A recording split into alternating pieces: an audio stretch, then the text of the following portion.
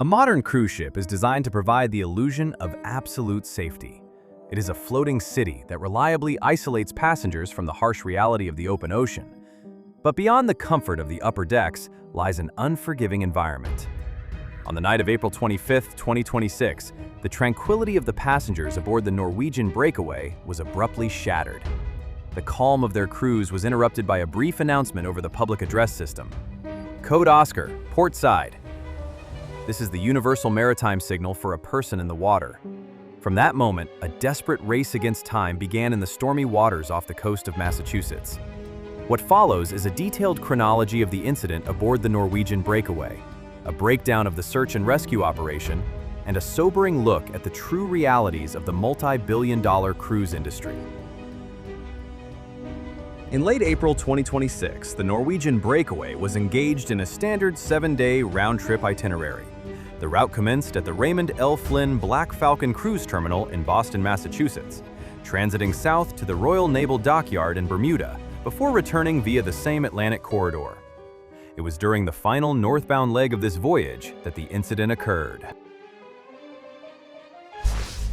By the evening of April 25th, the vessel had exited the warmer Gulf Stream currents and entered the coastal waters of New England, navigating roughly 12 nautical miles east of Wellfleet, Massachusetts.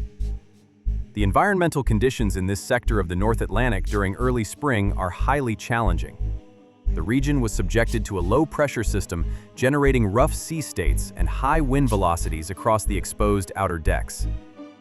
Crucially, the sea surface temperature in this specific geographic grid hovered between 45 degrees Fahrenheit and 50 degrees Fahrenheit, 7.2 degrees Celsius to 10 degrees Celsius. These thermal parameters are critical to the incident's outcome. In water temperatures below 50 degrees Fahrenheit, a physiological response known as cold shock response occurs immediately upon immersion.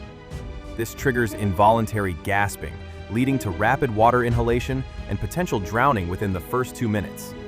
If the initial shock is survived, severe hypothermia incapacitates motor functions within 15 to 30 minutes, making swimming or keeping the airway above water impossible without a flotation device. The timeline of the emergency response began late in the evening when it was confirmed that a crew member had gone overboard. The exact reasons and circumstances of how the individual ended up in the water remain the subject of an official investigation. However, the incident itself instantly activated the vessel's strict emergency protocols. The navigation bridge immediately declared a code Oscar, the universal maritime distress signal for a person in the water. The officer of the watch initiated a Williamson turn, an emergency navigational maneuver that forces the multi-ton vessel to abruptly alter its trajectory and establish an exact reciprocal heading, allowing it to quickly return along its own wake. Simultaneously, a digital GPS marker was logged on the electronic chart display and information system, ECDIS, and life rings equipped with strobe lights and smoke flares were deployed from the bridge wings to visually mark the datum point for the search. At the exact time the maneuver was initiated, the vessel's communications officer contacted the United States Coast Guard, USCG, Marine Rescue Coordination Center. Sector Southeastern New England assumed tactical command of the situation. Given the critical survival window dictated by the ocean temperature, the USCG initiated an immediate multi-asset deployment. Air Station Cape Cod launched an MH-60 Jayhawk helicopter. This specific aircraft is equipped with forward-looking infrared (FLIR) cameras, which detect thermal signatures against the cold background of the ocean surface. Concurrently, Coast Guard Station Provincetown dispatched a 47-foot motor lifeboat. The Norwegian Breakaway maintained its position at the datum point, utilizing its high-intensity searchlights and deploying its own fast rescue boats to conduct a creeping line search pattern.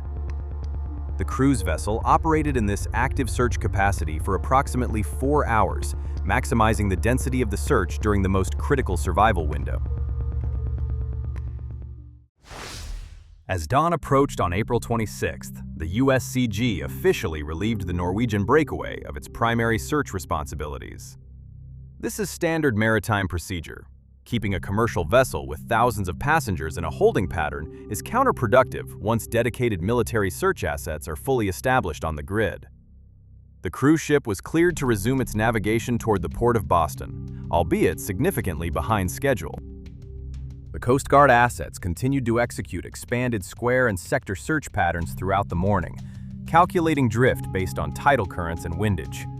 However, the biological limits of human endurance in 45-degree water meant the operation had transitioned from a rescue mission to a recovery mission. At 12:25 p.m. on Sunday, April 26th, having saturated the designated search area with zero thermal or visual contact, the USCG officially suspended the search.